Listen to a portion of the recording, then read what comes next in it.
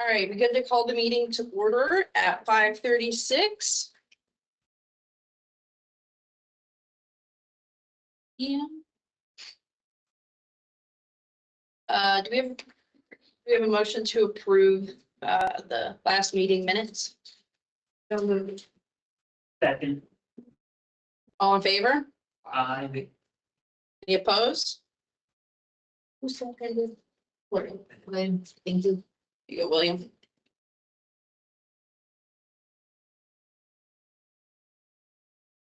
All right, I don't have much on here other than why we're in a different location. We're here to view some of the equipment for voting and hear from Hart, who is our current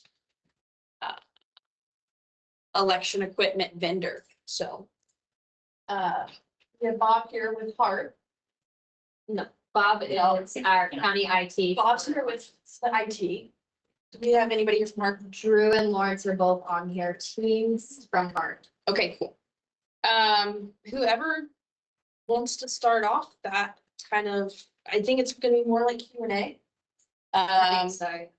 So if anybody on the committee has questions, we could start to compile that. How much of the equipment used in the election process is Hart equipment and how much is owned by the county and used on other places? I mean, is there a difference? Is it significant? Bob, you want to take that or? Well, I can share with you what I know about that. So the hard equipment are the scanners, and we have 50 scanners.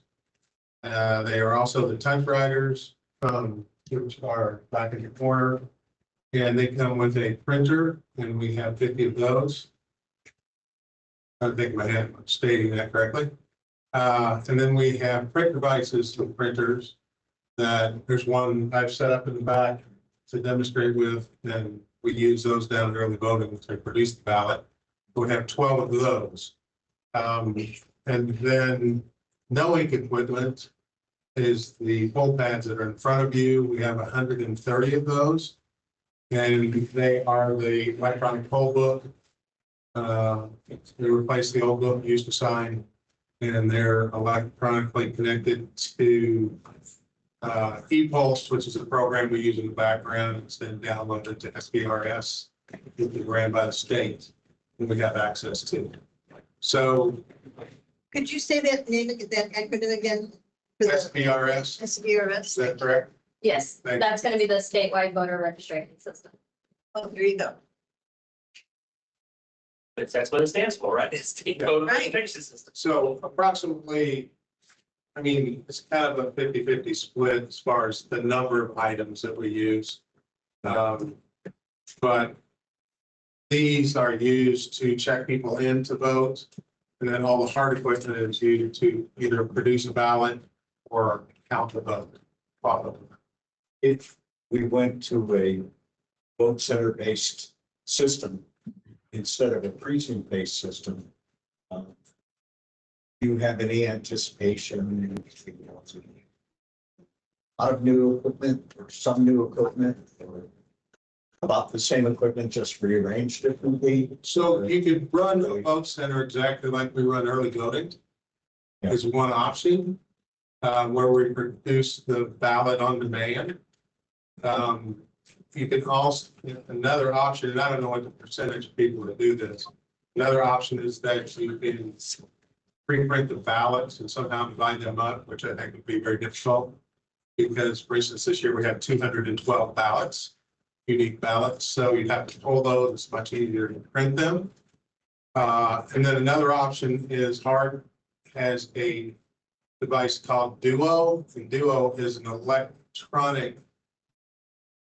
You vote on a screen, and then I don't know what the security is with. I don't know anything about it. I'll be honest, but Drew and Lawrence can tell us that. And how that works, but I believe it works with a slave. Is that correct, Drew? And Yeah, it supports it's basically, 9 terminal. Can't hear. Hang on a minute, we can't hear you, Drew. You have us, we don't have you. All we're getting that. Um,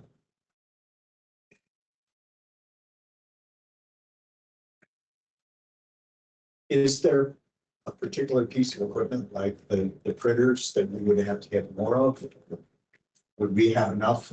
That would, that's a hard question. I know. Print devices, yes, we would have to get more print devices, but you would first have to establish how many vote centers you would have. Yeah. I mean, it's a difference if you have, and how big those vote centers are. So the less you have, the more equipment you need in each one and more people. But if you put some in the outlying locations, you know, I'm thinking Dragoon, Indian Creek, such as that, Steinsville, then you could probably run it with a lot less equipment. So it would just depend on how we looked at that, or how you want to look at that and decide which equipment to use. Does that make sense? If you Yeah. were to, So you it's, guys hear me? And the last question I have has to do with security and encryption. If I remember correctly, the devices, the print devices have, or the scanners have a part, USB. Yes. and we call them B drives. B drives, They're more sophisticated USBs. right? Are they encrypted? They can only talk to the machine that's there. You can Okay, can't really do anything with them, but in order to load them, you have to have an encryption key, which definitely is encrypted, and then you have to have specific okay, passwords to. how many people have the encryption key in password? Two Generally, at this point, Okay. myself and Kylie are actually have one. There may be three, because we utilize them when we scan in ballots out at Vote Center, and then right? actually has some because she has to reload the equipment between sessions. But she has all test equipment. I have all the election V drives, and I'll disperse them on election day as needed at Election Central or scan.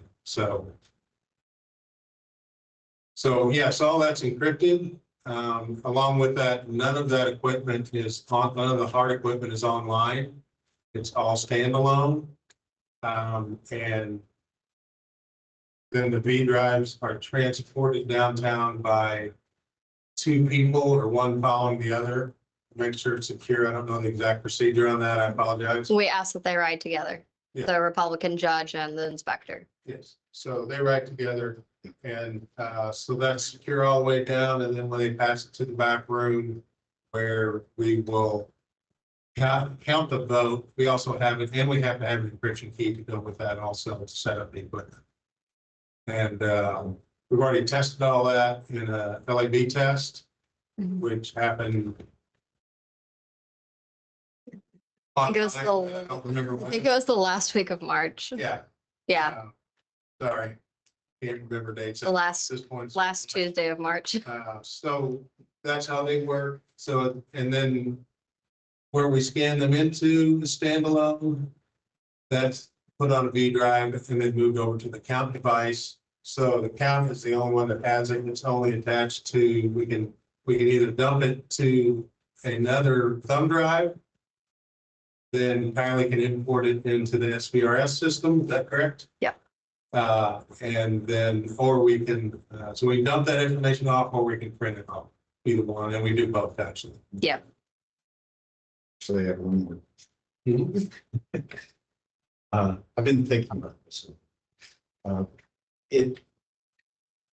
If we have situations where the ballot for anyone in any current precinct could be printed at one location, the same location, is there any known limit to the number of different Unique IDs?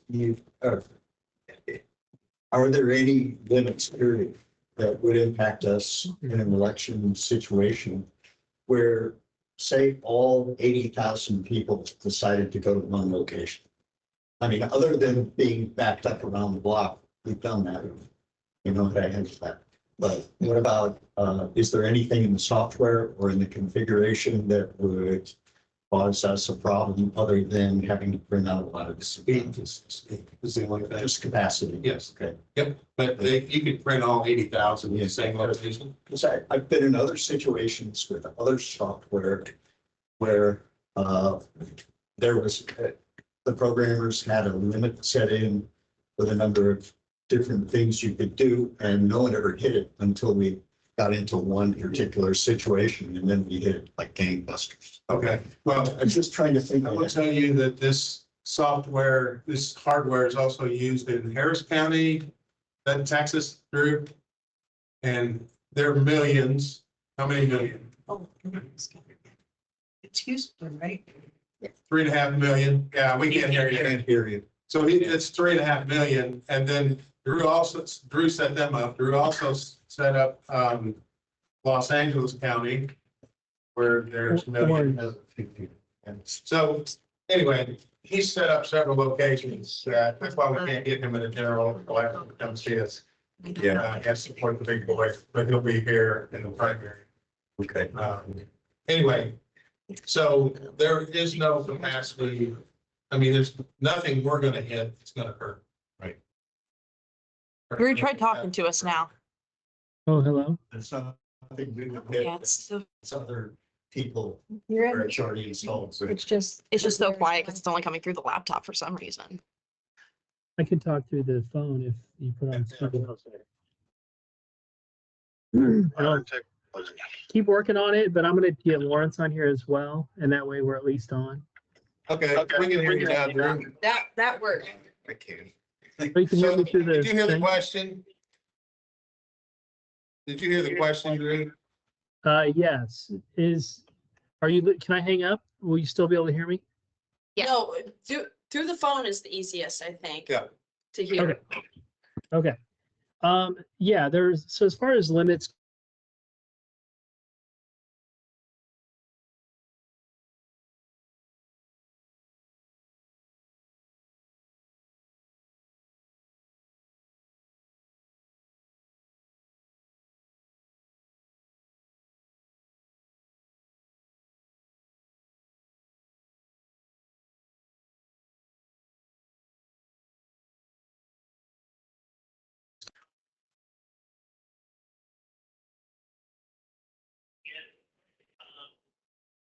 I have a question for you. When, if you decided to go to a search, would you do it? Would it be before November?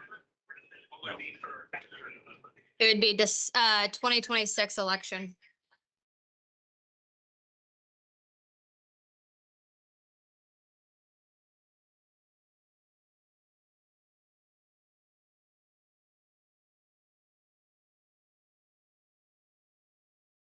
Now we can't hear about it. Austin? He's still on. Mute. Should mute him. Okay, all right, now go. Hello? It's still. Okay. We'll keep talking through the phone. I've got Lawrence merged to the phone. So Lawrence and I are both on Bob's phone. Okay. Okay. All right. So when it comes to Verity Print, which is the solution you already have during early voting, you already do ballot on demand. You print the ballot directly from Verity Print whenever a voter comes, and you support all 80 plus precincts that you support at your early voting site. So all we're looking to do is with a vote center is we're just taking that early voting model and we're extracting it into election day. Now, what that would mean is you'd have to have enough equipment to support that. As far as the equipment goes, that would mean additional Verity prints that you would need for each of your polling places. So it's all dependent on how many polling places or vote centers you planned on having. If you moved to vote centers, would you be reducing the total number of polling places in the county for election day? Maybe not at first. Yeah, all of that right now is unknown. Okay, We haven't made up that necessarily decision. that's typically why people look to move to vote centers, is to consolidate resources into still the same size of footprint, but it gives obviously flexibility for the voters because they can vote, at work versus waiting till they get home because they're, close to their vote center or their polling place when they're at home compared to when they're at work.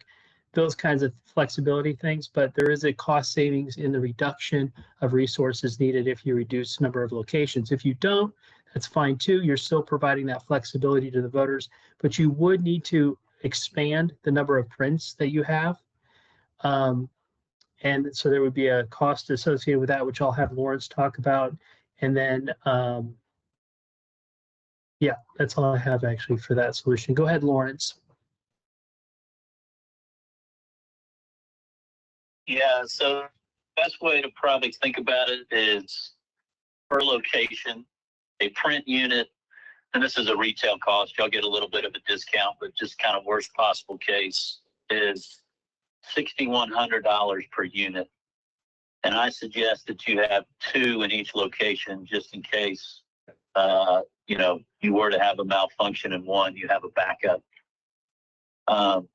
So if you kept your current 50 locations and you wanted to do any ballot anywhere and have all of those be a vote center, you're looking, $12,200 per location.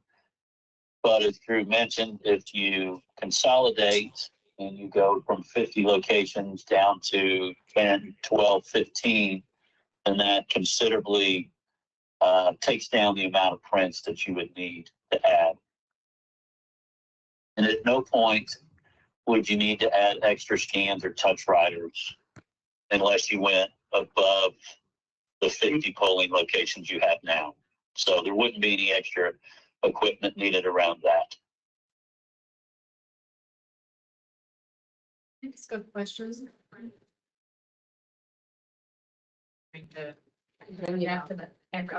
I mean, my question is, I've been finding it very helpful to hear all of this, including the experience in other places, including places that are going to be more resource intensive for a lot more voters than us.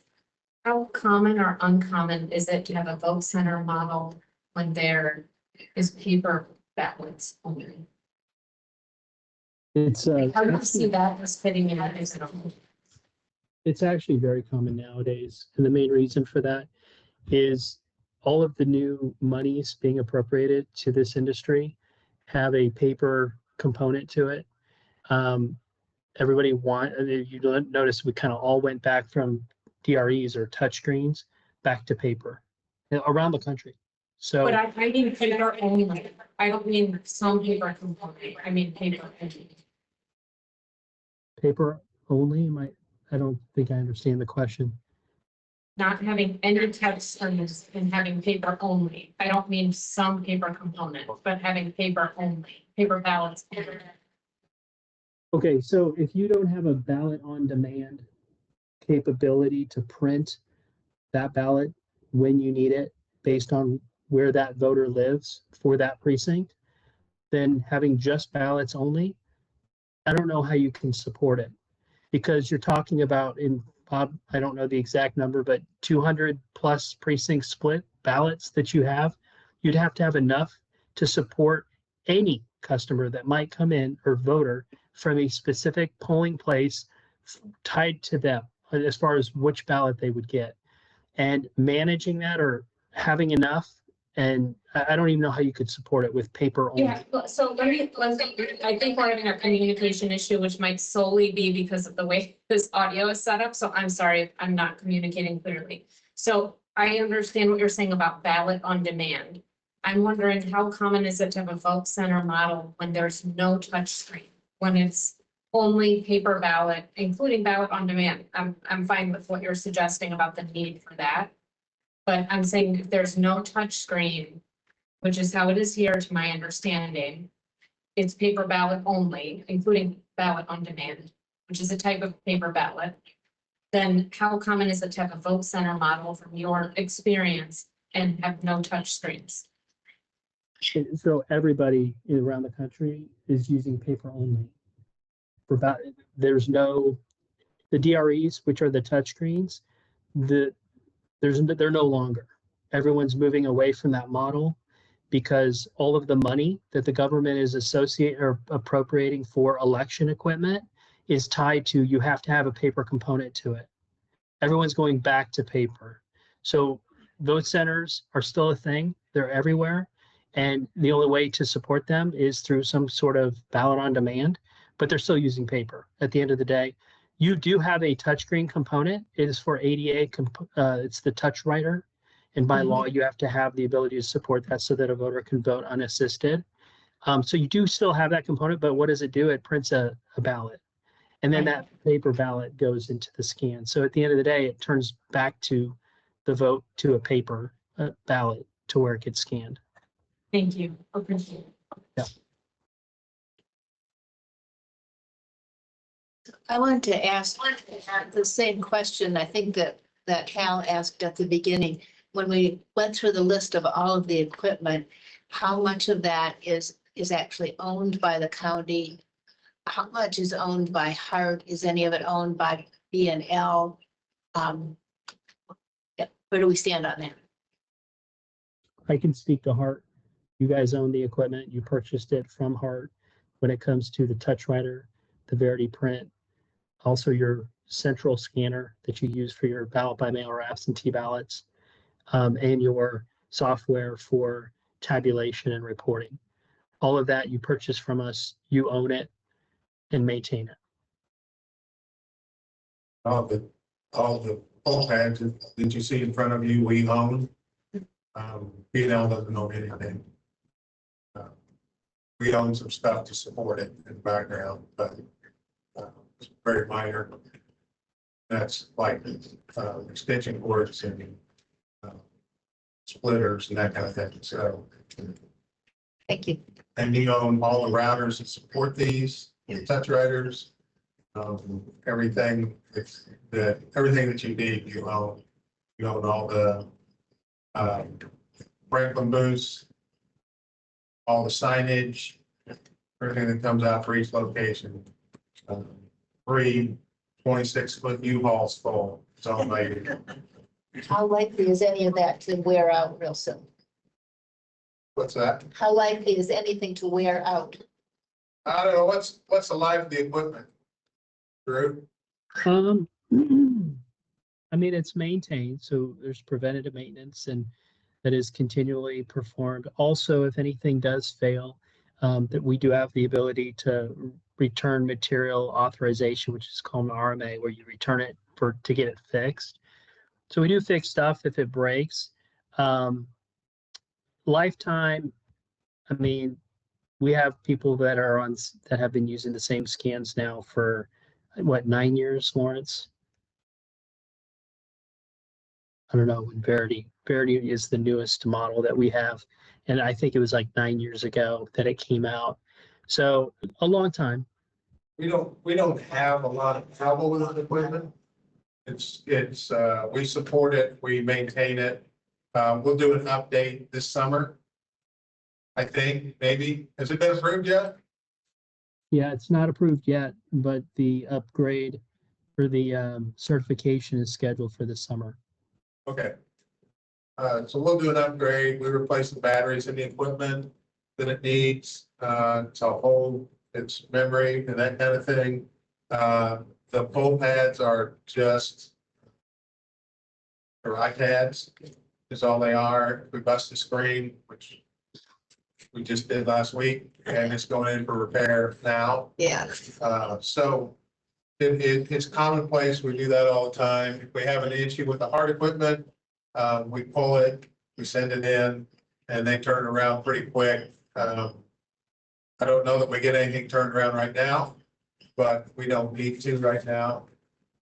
And we also use the equipment a little bit different than Lawrence explained. We'll put 2 scanners in one location because we have them. So we're running 29 locations right now. We will keep 3 scanners back for spares. Everything else we'll send to the 18 busiest locations. We'll put 2 scanners. That way, if one does have a problem, we're okay.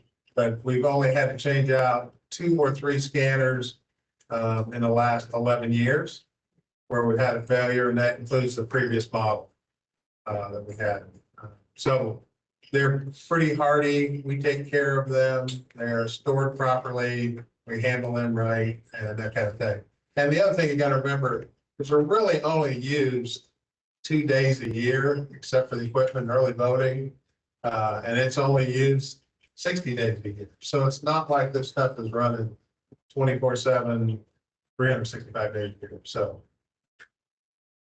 our biggest problem is it sits. Quite honestly, we have to charge stuff up in between. Any more questions for the Hart folks? And then that way we can maybe end a lot of this audio nightmare. I have, Pulling the equipment. when these counties in Harris County and I think LA County switched to both centers, were there instances where some of the centers were overwhelmed with long lines and bogged down? As some of the news reports that stated.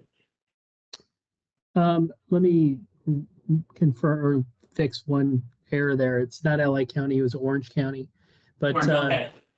I just wanted to make sure we're talking the same thing. But Orange County is actually the perfect example because they use the exact same equipment that you use. They use the Verity prints. So when you check in, they print your ballot from Verity print, and then they use the scan to scan your ballot. As far as the lines go, they were a little different because when they implemented that, they also went to 100% vote by mail, where they mailed everyone a ballot at the same time. And they had such a large turnout that way that it really reduced the lines. Harris County, though, Harris had some challenges because they implemented a different piece of equipment that we have. It's called the Duo and the controller, where it is connected. Like there's a controller, and then there's Duos that the voters vote on, and they're connected to the controller. And you vote on the touchscreen, and then it prints the ballot, and then you take the ballot to the scan. And their biggest problems was just training because it was all new to them. And, doing that at the same time as COVID, and nobody came in for training. So nobody got their hands on their equipment. Everything was done online. So there was a lot of challenges that brought about that. But I would say, given the fact that it's the same equipment you're already using, the only difference your poll workers are going to have that they'll need to be trained on is the printing of the ballot. Any of them working early voting already know how to do it, but those that haven't, they may have never seen that before. So there is a component to the training element that would need to be considered. Thank you. Takes 26 seconds to print a ballot. So keep that in mind when you check somebody in. Typically that process takes longer to check somebody in. But one thing I did see this at Orange County, is they put 4 poll pads, and they got their check-in times pretty good to where they were checking in somebody in like a minute and a half. But the printer, they only had 1 print initially, and it took 26 seconds. So they were always feeling like a bottleneck as they were checking so many people in faster than it was printing. And they resolved it by putting a second print there. So it's a pretty easy fix. But just keep that in mind when you consider your poll pads for check-in, especially your busy locations. If you're going to double up or triple up poll pads, what that's going to do when printing ballots, you may need to have 2 prints at some locations, or even 3, depending on that load. We actually, to speak to that, we actually do that now. We put 2 poll pads, 1 print device, and the timing is pretty good on that. Basically 30 seconds, a minute for a poll pad and 30 seconds for a print device. So that works out pretty good for us. It's easy to manage the flow that way. Yeah, that's great. I have a question for you, Drew. We put all our eggs into the Hart basket. Is Hart privately owned, publicly owned? Is it a company that's been around for a long time, or is it relatively new? just speak to the stability of the marketplace you're in right now. Sure. Yeah, we are a privately owned company. We have been in business for over 100 years. We started in the print industry where we basically were a printer. And we found ourselves printing a lot of ballots. All of our customers were buying ballots from us. And so in late 1990s, we got into the technology side of it, selling voting equipment. And we actually sold our printing shop probably 8 years ago, 7 years ago. So now we're just in the election space. We operate in over 20 states around the US. And we've got all different sizes of customers. But we have quite a bit of experience. Our company size is about 80 to 90 employees. I'm not sure the exact number. And I get it. Like I've been in this space working for two other vendors, three total in my career. The biggest thing you have to look at, I think people kind of overlooked it back in the Hava days, which was like the early 2000s when everybody bought new equipment, was, you're formulating a partnership. And you want to make sure that it's a true partnership, that you're going to be there for each other. Because when stuff happens, you need to be able to work through stuff together. And so communication becomes extremely important. And then some of the other companies I worked at, we didn't do a very good job on the communication side. The one thing I really enjoyed about being at Hart is our communication. We are constantly reaching out to our customers. We answer the phone when you call. We address everything head on. And I really respect and appreciate that, especially working for a company like that, because it's a true partnership. So, but yeah, I understand these relationships are typically 10 to 15-year relationships when you buy a voting system. So did that answer your question? Yes, thank you. Okay. Yeah. Any more questions for Drew?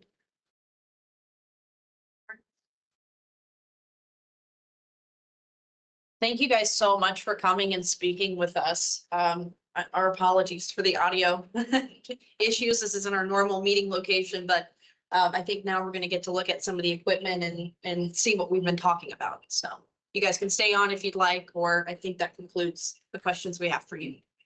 Okay. Thank you very much. Appreciate everybody's time. Thank you. Thank you. Yeah, thank you. Thank you, Paul, for your phone. Oh, sure. That really helped. Oh, he's calling me. Oh, it's great. So you said the equipment's in the back? Yes. Yes.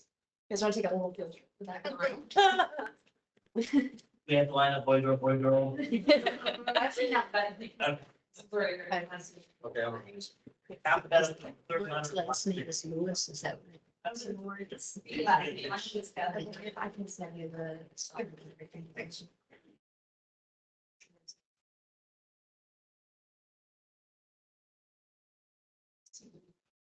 Yeah. Yes. So, first, Taking this to the back of the. In a whole pattern. And it's really. And this one is logged on to St. John's, and we did that for the reason that everybody can try it and see how to vote. We have the ballots for St. John's, which is our biggest location and has the most precincts, I believe also. So we, in St. John's this year, we'll put 7 poll pads. Just to handle the flow because they stay busy all the time. I think they have 6,000 potential voters there. So that is our biggest location. We got another 1 or 2 with 5,000. But anyhow, when you start, you have to log it on, obviously. I'm sorry, it's not logged on. And you have a Republican and Democrat to do it. And that's the order they're in. Can't use W.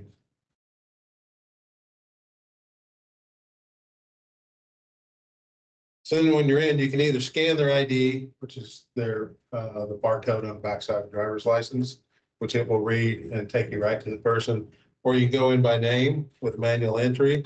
So if I put in WHIT and ROB and search, it will find everybody that's close to Robert White. And we will see that Robert White has already voted. Sure when Robert White voted, but he did. And I voted St. John's. So I have already done it to test, but if we go to the next guy, Robert Francis Whiteside, and it asks if the address is correct, and that's why they ask for your address to verify it. And if it is, we say it is, and you accept it. Then do you want to vote Democrat or Republican? You choose whichever one you want. You accept that, and then you have the voter sign it.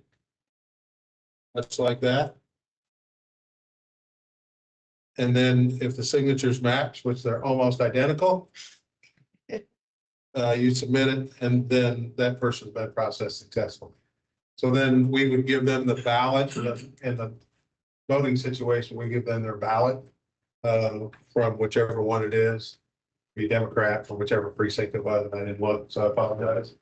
And then we would send them out to vote either on tables, depending on the setup, or Franklin booths. Okay. Their option, so they do that. There's a couple, so what we would do with down in early voting, which is the way this one's set up, is we would issue a ballot. And to issue a ballot, you just hit issue a ballot. You go down to the precinct that you want, Bloomington 21. Okay. We're going to go Republican this time, okay. And then we're going to print. We can print multiples, depending on the situation, which is what they do for mail-in.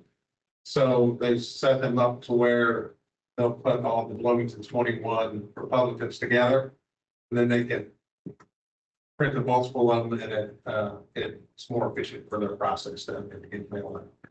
So that's what they do. So I send it over to the printer, and this is why it seems like it takes a long time, but it takes about 30 seconds to spit that out. And then the workers do whatever it is they do. I do not know what that is, but I believe they sign it. Two initials down here in the back. Yep. Okay. What I will tell you about these is, I believe each one has a unique identifier on it right here. You can compare these two and you'll see they're different. This one I printed earlier, it's from a different precinct. It has a unique identifier, and it also is encoded here in barcode form, so that we know that. If we scan both of these into the scanner in a moment and they match, the scanner will kick them out as a duplicate. Then we know when to have an issue. We had an issue, I've been last year in primary. Someone was helping out. We had a high-speed printer that year. Someone was helping out print ballots down Election Central. So they found a ballot, they printed 50 times. We had 50 duplicates. So when we started scanning them in as Steinsville, which is what they printed them for because there was a small number of them, they started rejecting. So we had to figure out what the problem was.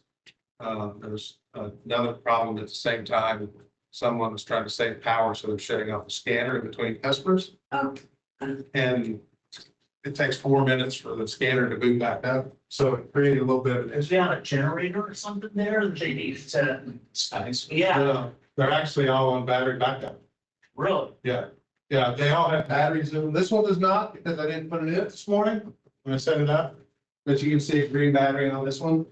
So they will run for a period of time without power, even if it goes out. But the challenge there is you have no lights, right? So It's the barcode linked in any way to the voter. not at this time. We have the ability to link it, but Secretary of State is not happy with that decision, so we don't do it anymore. We used to. We would scan that barcode and we would put a sticker on the application and then we get time together, and our whole purpose for doing that is so we can track a dead voter and electronically delete their ballot. Unfortunately, it also lets people know if people voted for that avenue. Actually, there's only two people that know how to do that in this I county, understand. myself and a guy that works for me, so. What's the, ballot tracking wouldn't be tracking how someone voted, right? How would that be? It doesn't track how they vote. All it tracks is that we can electronically find the ballot. So if someone wanted to use it that way that had access to our equipment, which would be me or the other employee of mine, which Well, I'm not we saying, have no interest in that. right, Yeah, that's what I said, a bad actor, but they could conceivably, they're not allowed to, and they could, don't, yeah, but one could. Could you tell me how big the identifier is? The unique identifier? How many characters is the? I don't have that one. Oh, I see. See that? Yeah. It's not that one. So it starts, yeah. Yeah, the whole thing. Yep, Great, alphanumeric. Great. yes, yep, Thanks. no problem. Okay, so that's the print device. And that's the thing we only have 12 of. We're currently using 5, 6, 7. We use 2 at Election Central and 5 down at early voting. Any printers have to be specific purpose. Specific. Oh. So everything has to be specific to the certification of the equipment by the state. So I don't know why they used Okie data printer, but they did. Seems that the toner's about twice as expensive as it is on anything else, but that's what they are. We also have a high-speed printer and that they would use in the back room. The last presidential, we mailed out 20,000 ballots. And the way it works is we have an instance for every voter in a file, and we could print 99,000 ballots. And it would all be unique. How much does one of those printers cost, you know? So I don't know, but this package, I think is 6,200. And so you have to buy a lot more of those to go at Uh, location, if that's what we. Correct. We have all these printers. We have 50 of these printers. It's the same printer, by the way, but so we have 50 plus another 12, so we have 62 printers. Okay. That makes sense? So we only use 5 or 7, so it's just it. How many printers do you use per? So Okay, so. So we have the extras, we wouldn't have to buy it. Or would we have to buy? you have to buy one. Also, the paper is special. It's watermarked and one corner is rounded. Yeah, it's also a heavier paper. And the stock of this, yeah, one corner is rounded, then you can feel that it's a heavier paper, we'll pass it around. So it's a little bit heavier. Hold it up to the light, you can see it. And the stock is locked in the ballot room down at Election Central or in the ballot room over at Election Ops. Does anyone know how much it costs to print ballots now? They have it printed, Getting the fiscal printed ballot, a priority. she might. Tyler? Invoice yet. Okay, I don't, but roughly, I didn't see it last year. I haven't seen the invoice yet because it's last budget. Or is the one in president level. oh.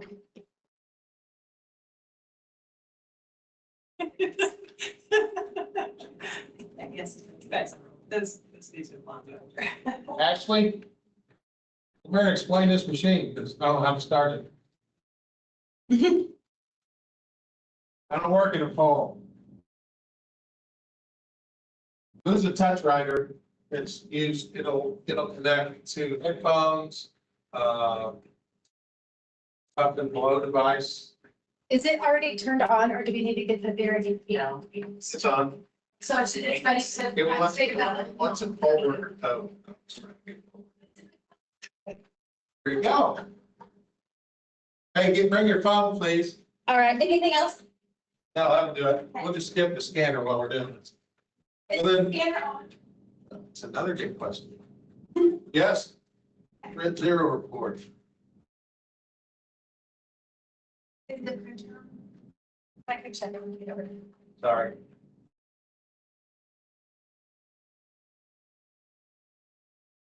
Zero takes forever. It depends on where you are. This is just St. John's, early voting, it uses a whole roll of tape. Yeah. Don't have to restock it. But before, at every location, but before we start using it, print a zero report to prove that there's no ballots that's already voted on it. You can also look down here, and this says ballots, it's on zero. Lifetime ballots on this machine, just to give you an idea, is 249. So it doesn't get a lot of ballots. This is a spare, so that explains why it's that way.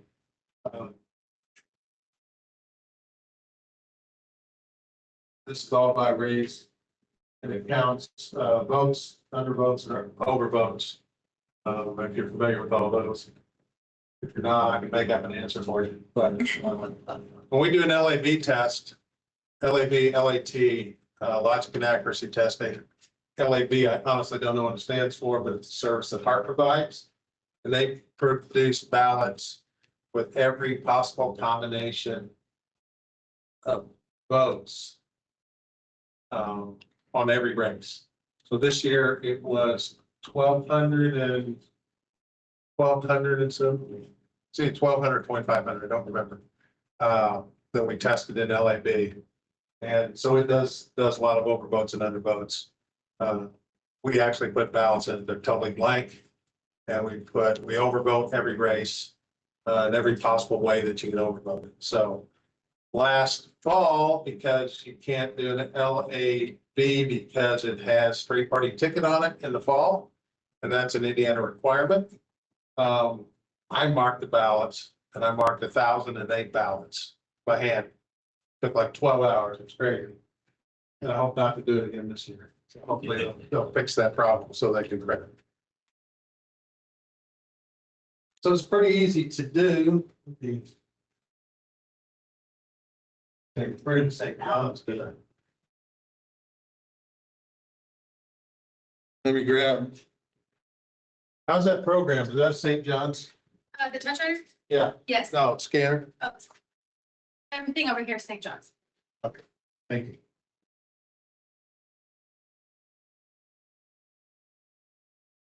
So if you put a ballot in that's not the correct ballot, we'll spit it right now. We'll do.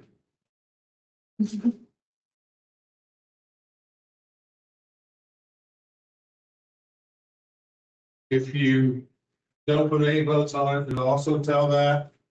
I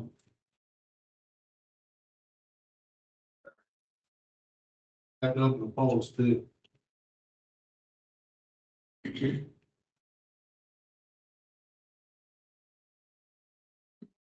Those are all unique numbers, 6-digit or 8-digit numbers, depending on what they are. Verity key, which is the security key, takes 8 digits to activate it.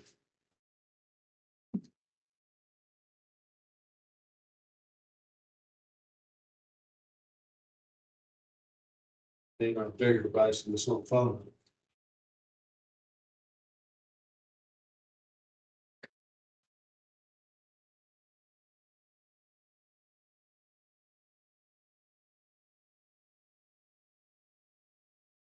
This is pretty simple. So it's ready for use now.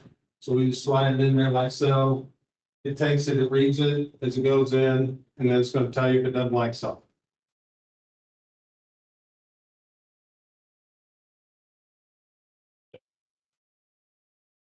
It says that there's no choices on the ballot, which we knew that, so you can vote it as is. Which, believe it or not, if people don't make choices, it'll tell you there's no choices on the back, if it has a back.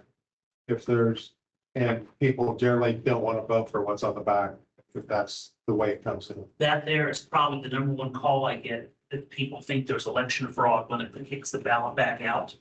And they say, are you sure this is who you want to vote for? They're thinking they're electioneering, but they can't say you missed a race. they're trying to give them a hint to relook over the ballot. But unfortunately, that's not really explained, that we're just giving you a chance to they'll call us up and say, they rejected my ballot and made me vote again. So, yeah, So this one says this polling place is not configured to accept this ballot style. This one, they're all wrong one. And then this is the ballot I just scanned, I believe. Didn't watch it fall. Sorry, scan this with its unique ID. So it already knows that this is the wrong ballot. So that's what it does. The only thing that can really go wrong with this thing, it can jam up when it turns them down into the device, but that's extremely rare. And these two lenses will get dirty and we have to clean them off. That's really about the only thing you have to do with these. We don't have to take a lot of them out. It can have mechanical failure of some kind, and that's the only reason we're having to replace them. And they look like they don't just fall on the floor, they fall. They fall into that bin, and they're an absolute mess when you try to pick them up. They're not in any kind of order. I've always threatened to build a ballot stacker. So yeah, this is locked, so you can't see them do that, but it's more entertaining to watch them fall. Any questions on the scanner? Yeah, there's also, this fact, which is notable. Occasionally, there could be ballots put in through the slot. If there, say, is a problem, where the power drops or something, people have to vote by hand. So this has to be checked from the back. And at the same time, the front is where you retrieve the validly used ballots. And then as team, we will rescan those ballots so that they're all in there. You can also see that we've now got one ballot's been counted. And the total went up to 250. So We actually had to go through that process in Steinsville 3 or 4 years ago. that was, The first hour, Yeah. everything was done. ballots were getting duplicates. Yeah. Is what it was. So we had to duplicate ballots and somebody was shutting it off. So between the two, it took us a little bit of time to figure out what was truly going on. Yeah. And then once we did, we got it fixed and they brought new ballots out to us. I think that was a cost savings move that they were trying to do then, print them themselves. We printed duplicates. So kind of shot ourselves in the foot. And that was really, once we figured out they were duplicates, we called back to see who printed them. It was somebody that really didn't know how to run a high-speed printer. But they did produce 50 ballots, so that was good. How does that work then, like in 2018 when we ran out and then we had to get more into polling places? You know, obviously the print on demand, as long as you have enough paper, that wouldn't necessarily be a problem. So Correct. is that the answer to that question? That's sort of the answer to that question. And the other answer to that question is that we overbuy on ballots now. Yeah. It's very unique in that election 4 years before, voter turnout was 22%. So they ordered 30%, and by 10 o'clock in the morning, we're out of ballots in some places. So they started printing immediately as fast as they could print all day and running them out. We were voting on these a lot that day. And I don't even think about the 20. yeah, anyhow, came out to 70% voter turnout in some locations. So that's why we're so woefully behind. So the year after that, we started ordering 100%. Now, as a committee, we've been modeling off of both like 2018 and other years where it wasn't as high because we Yeah. wanted to prepare for all cases. Yeah. And that there is a good example of, they had Mayor Hamilton in, and he wanted to, can't we just print these ballots somewhere else? Yes. And. We have a copy machine, is what he Yeah, said. that, yeah. His start was in the right place, but, But it wouldn't work. yeah, exactly. So basically what you can do, you have to take a look at the ballot, figure out how long it's gonna vote it, and double it, because some people are gonna take twice as long. I don't know that we ever run people out because they've been there too long. I think there's been a few questions about that we've acquired, but basically you can check people in a minute. You can print one of these every 30 seconds. Takes a little bit longer to have to interface with people, that kind of thing. So depending on how many you have, so for instance, early voting, we have 10 poll pads. And we have 5 print devices. So every minute, we should be able to throw through 10 people. There's 10 people out voting. So then we also try, based on the number of poll pads we take somewhere, we try to figure out how many voting areas we need and how we can shove everybody through and keep everything moving. And then obviously the scanner. If it's really slow, it may take 20. Okay. Anything else? This was very Good. helpful. Yeah, thank you. Then this one's the same thing. We select where they're gonna vote. We're gonna put this one on Richland A. And vote them Democrat. Check OK. And then it gives them, yes, activate ballot. So it creates the ballot.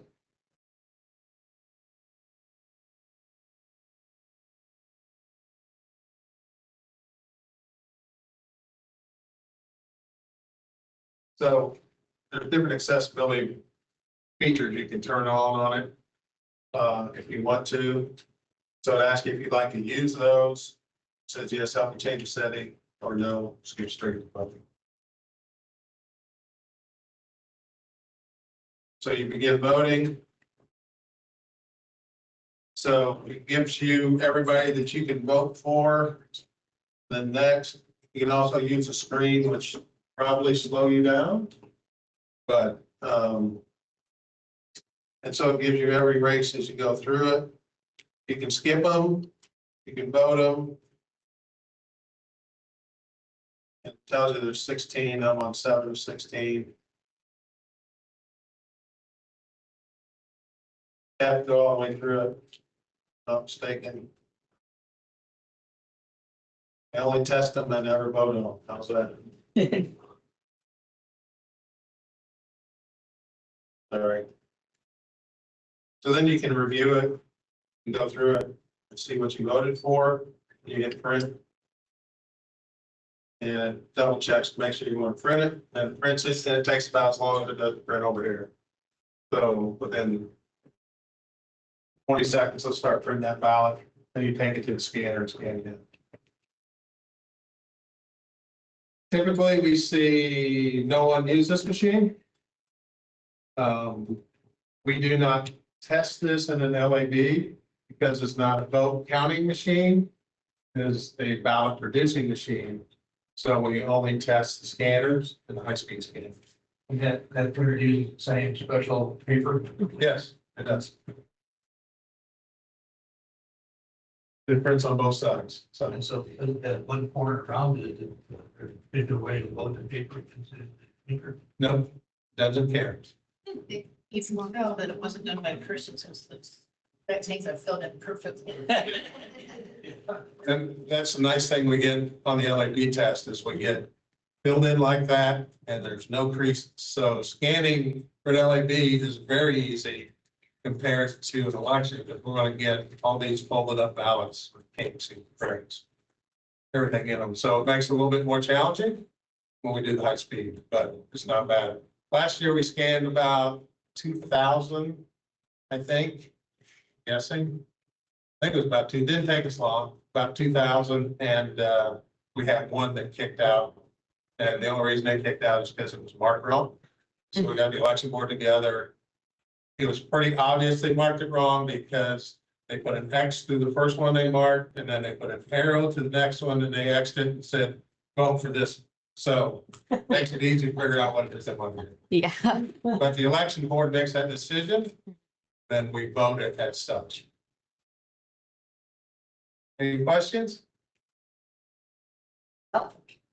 Thanks so much. Thank you. Yeah, it's pretty easy and it's very secure from the standpoint of it never touches the network. The only thing we send out the network is the totals when we're done. All right. Great. Thank you.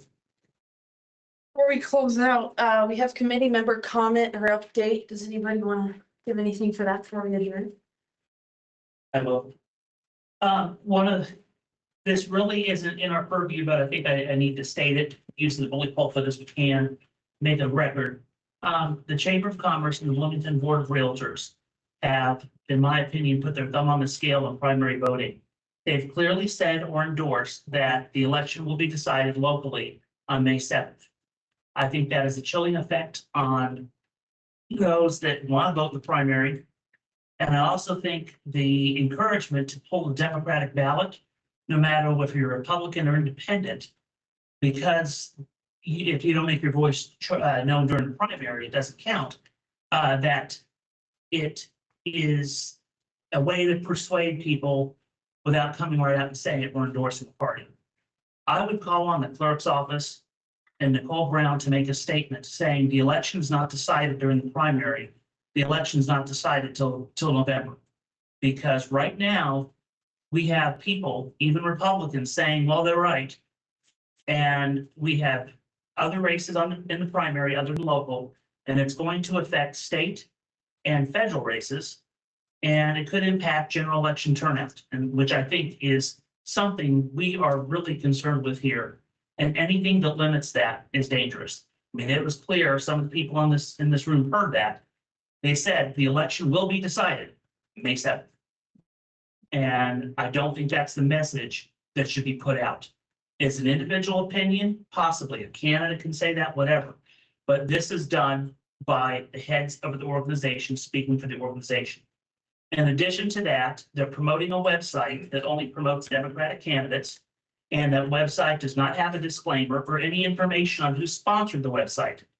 And at first glance, it looks like it could be a very official website because the title is Go Vote Monroe.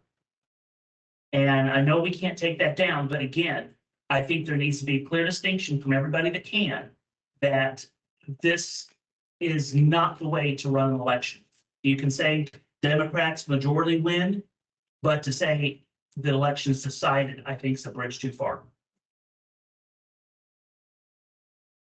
And that's a good comment to have on record as a committee. That was made. Is there any other comments? Or I will. So today we had 191 total voters for the day, and we are at a total of 1,671 for early voting in person. All absentee by mail is not counted in on that.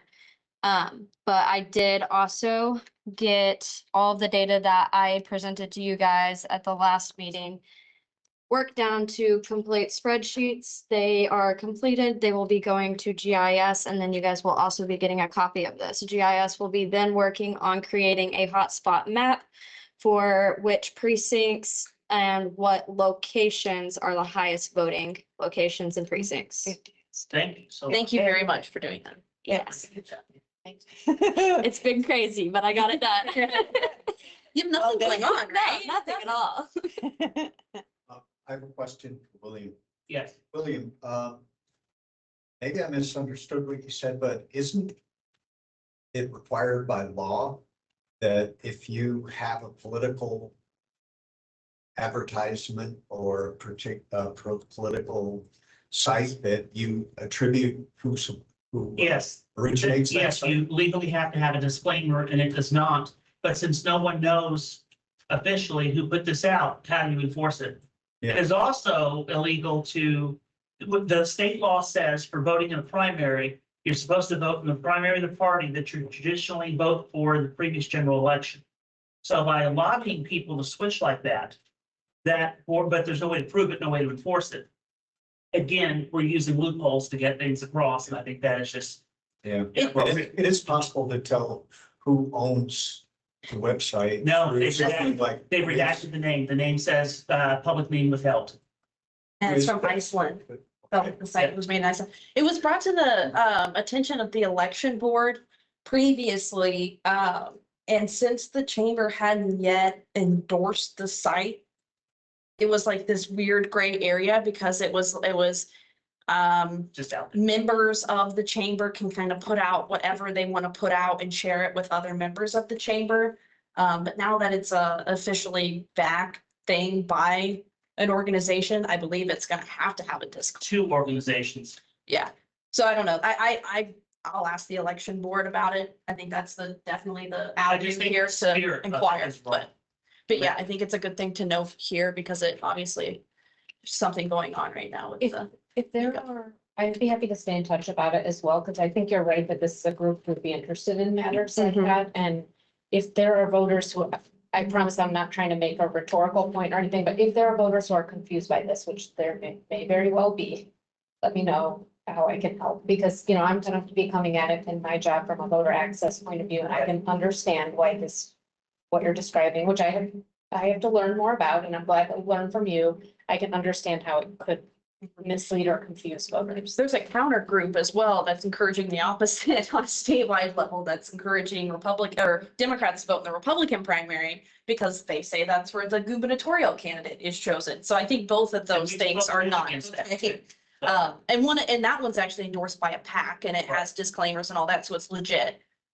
So I just find it interesting. If Yeah. there are particular voters who are concerned, I think that gives me more of an ability to also follow. I don't even have to know talk, until I we don't have get- to talk to them, or they don't have to talk to me or anything. Right. But if I get a sense that, hey, this is not just people who are looking at a meta level who are concerned, which is also valid, but also if voters are concerned, that just gives me more. What it has done right now, we had 3 or 4 candidates, I believe, that were going to run, and we would appoint them, you know, after the primary. And now they're not, because if they said that they feel the election's already decided, why should I put my effort into it? So it's really depriving voters of any choice and disenfranchising Republicans. It's also just putting the wrong idea, I feel like, in people's heads about how elections. are Yes. working. It's a bad precedent.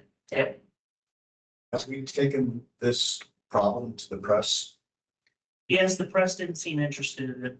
Yeah, the HD's been contacted about it. I don't know about Dave. Yeah, Dave Askins, I talked to him today. Okay. He wrote something about it in an email that I got that he commented on, he hadn't seen the video from the chamber. And he didn't know that the board of realtors endorsing it. And ignoring Republican complaints on it, but I told him to look for a statement from us. Anything else? As a reminder, we don't have a meeting the day after the primary, which is May 8th. So our next meeting won't be until 2 weeks after that, which is the 16th. Well, there's a May 22nd. I think we decided to just skip. 22nd, that's right. And there's a May 22nd meeting, and I might sync up with Kylie if that makes sense. And it can be you or anyone else also to test some tech ahead of time, because I'll be briefly presenting then, but I'll be in person, but my colleague who's co-presenting with me would join on Teams. Okay. And if we have a few slides, like I don't want to waste anyone's time in the moment since it's a short presentation anyway. So we could just do a quick test ahead right before. I do need to let everybody know, the Ellisville Town Council on the agenda on the 13th of May will be approval to use either date. We talked about July, so it gives us some flexibility to hold it open. But they do ask within 2 weeks of us approving that, our next meeting, we pick which date in July we want to do the listening session. I'll add that to Do the that. agenda for the 22nd. That way, that should be done by then, right? What's that? I'll add it to the agenda for the 22nd for us to pick the date if they approve Yes. that. Yeah. Awesome. Anything else? We're all standings. That's weird. I know, it's very Do true. we have a motion to adjourn? So moved. I'll second. Okay, all in favor? Aye. Any opposed? Lovely. Thanks, you guys, at 22nd.